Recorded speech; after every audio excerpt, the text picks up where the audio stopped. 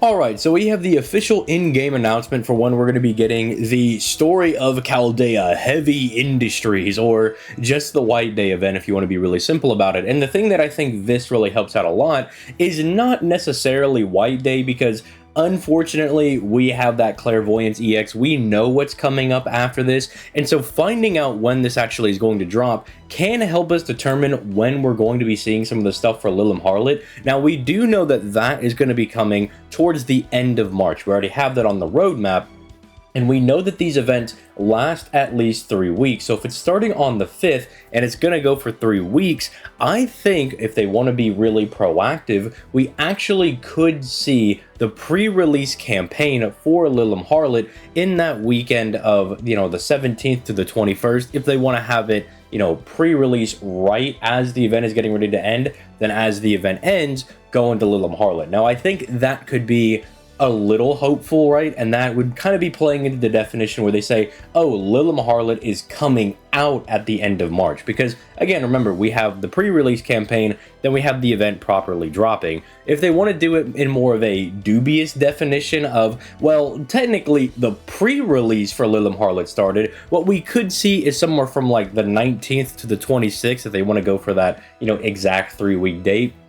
We could see the pre-release campaign drop on one of those 2 days, depending on when they actually want to drop the event properly. Again, it also just does really kind of get into, when they say that Lilim Harlot is coming, do they mean that they're starting the event like on that day at the very end of March, or do they mean they're just going to do the pre-release campaign, right? Which is a very important distinction for a lot of players, I know, because that means either you get an extra like week or so, of doing, your daily Saint Quartz farming weekly missions for Draco, or she's going to be coming out a week earlier and you're going to have to just summon for her right then and there. The good thing is that will be dropping about the time that we're getting the month reset, because it's going to be at the end of the month, so you'll still have the additional 5 tickets. And even though I call tickets frauds, I call tickets bums, I don't think they're real, I have pulled quite a few servants off of tickets. Like, my most famous one was, I remember I was setting up a live stream, I got ready, like 2 minutes in, I was like, okay, let's start off with tickets for Skahawk,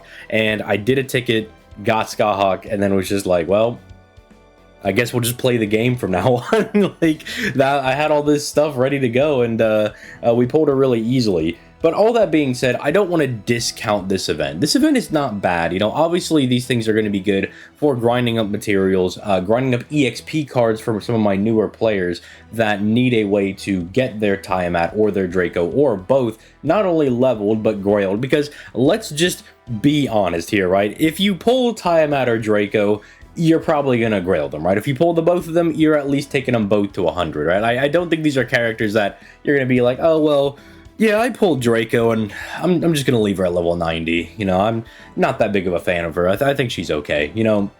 There's nothing like that. Nothing like that is going to happen. But this ain't a bad event, right? Like, this event is fun.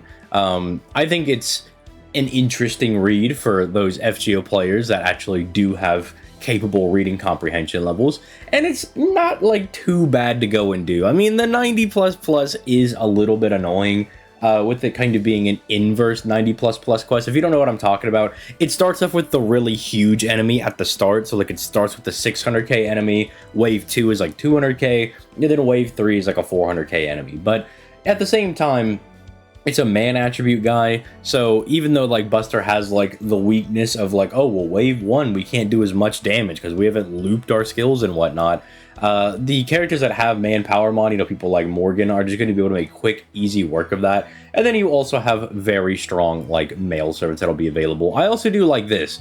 Whenever you just have an event and they just say, screw it, all characters of like X type just get the bond bonus, it makes things really nice. Following up on my bond farming for Ruler Moriarty for the Valentine's event, I will personally be looking forward to this. Obviously, I'll drop a more in-depth event guide in the coming days, but we do have a little bit before this decides to drop over here. So like, event guide and the Takasugi video is, well, I think it's in the works. I think we're gonna have that one ready. It'll be another fun edited video, right? I'm trying that out. Every time we get a new servant for NA, we're trying to make them a little bit more, I guess, well, that's not the right way to word it, but like, I guess we're making it appear like we put a little bit more effort into them.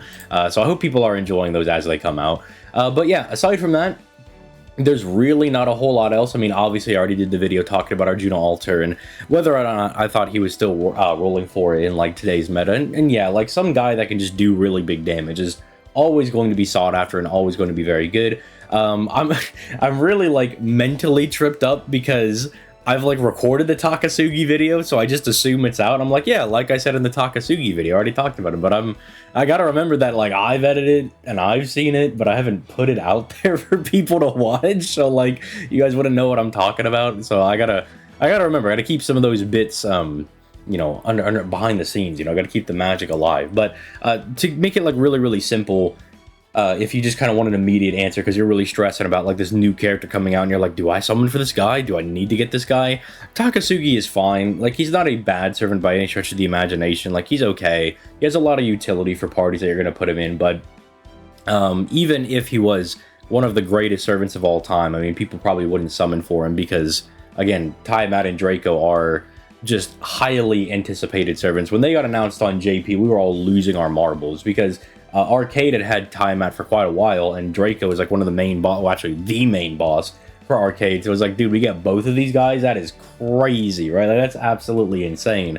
And I mean, popularity-wise, I mean, people in the comments could probably agree with me. Takasugi could be the best character in the game, and Draco and Tiamat could be the worst characters in the game, and people would still go prioritize them over Takasugi, right? Like, it's just insane levels of popularity. I mean, it's the same thing for like Solomon, or say someone like Olga Marie, or like Kamatsaz. Those characters are so popular that they could be complete booty buns. They could be incapable of looping. They could have no niches at all whatsoever. And people would just summon for them for collector's purposes. I mean, look at some of like the summer servants, like the older ones especially, that really aren't all that good anymore. But people will still summon for collection purposes. I mean, I even do that at times. I'll be like, well, you know, I would like to complete my my collection of the like summer 1 servants, or I would like to complete my collection of the summer 2 servants. You know, I would just like to have them in my Chaldea for no other purpose of them just being able to sit around. I mean, we don't even have stuff like the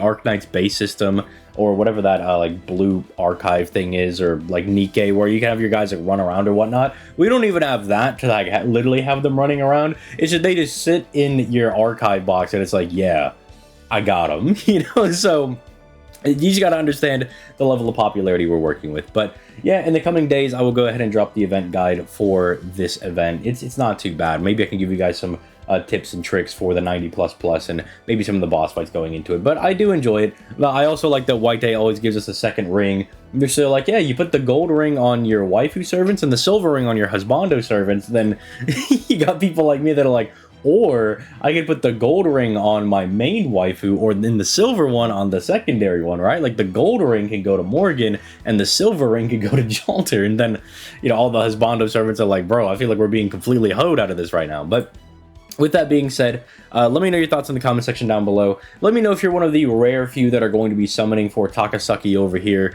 and if you're really looking forward to playing the event. I mean, because keep in mind, like, the event is also going to be bringing, like, you know, the drop rates are going to be good on the 90+ and the plus. You know, you're going to be getting some bond, you know, bonding up those male servants. That's maybe a couple of extra bits of same quartz, you know, bring some of your male servants into those and use them. I mean, Oberon will be pretty good for this, because if you actually farm the 90++ pretty decently, you might be able to get a bond level, maybe not or 2, but you could get him because he is someone you use in like buster farming, for instance.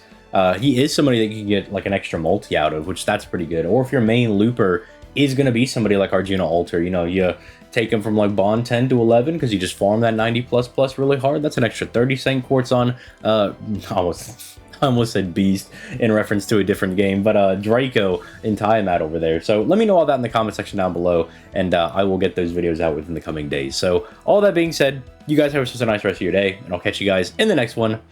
Bye.